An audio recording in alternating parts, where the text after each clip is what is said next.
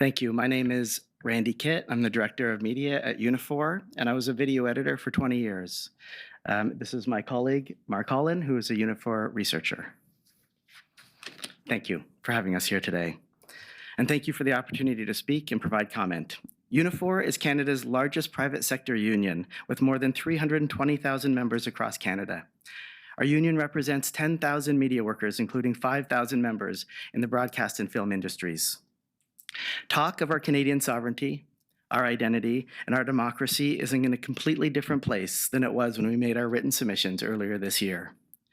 What makes us Canadian can be debated, because we are a diverse country, but that we are proudly Canadian, uniquely Canadian, and feeling more separated than ever from our southern neighbors is no longer in question. Now is the time to stand up for Canadian content, protect our sovereignty, and make the tough decisions necessary to save our Canadian media industry, including local news. It's elbows up. We know that our industry is in crisis because we failed to regulate the streamers when we had a chance back in 1999 and again in 2009, when the Commission regulated streamers with exemptions instead of meaningful guideposts. And what a crisis. In the past 2.5 years, Unifor has lost 482 members in broadcast television, mostly in local news. But last year was the worst decline, with the loss of 376 members. When we formed Unifor in 2013, our media sector was 13,000 members strong. Today, we just have under 10,000 media members.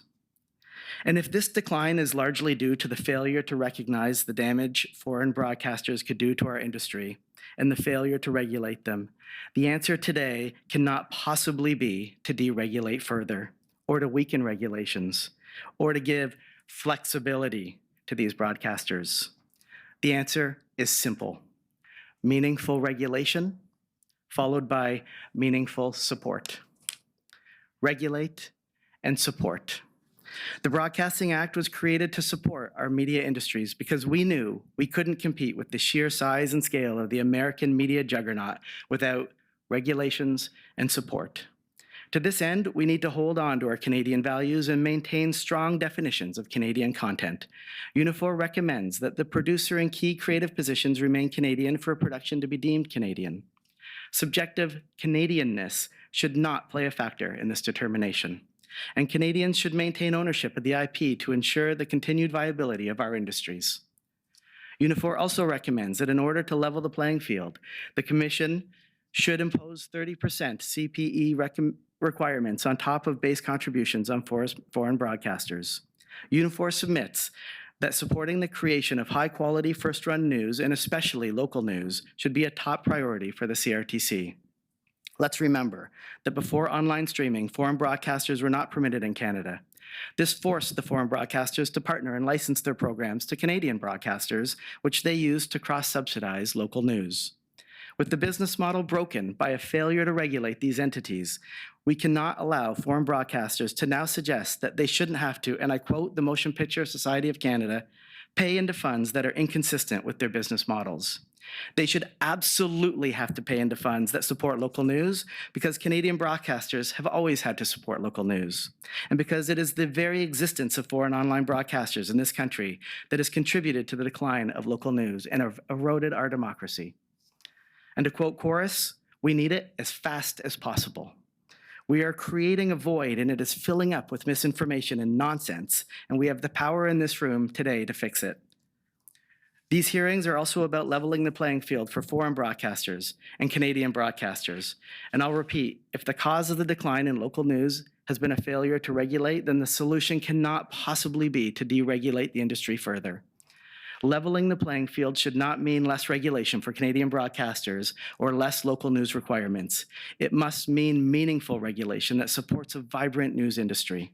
Specifically, Unifor recommends that the Commission should impose the following conditions for funding eligibility for the ILNF or any other news fund monies, should they receive them. Staffing minimums for journalists and news creators on a proportional basis to the funding located in local markets to serve those local markets. Requiring the creation and distribution of local news 7 days a week, including a minimum number of first-run original local news programming hours proportional to the funding in the market.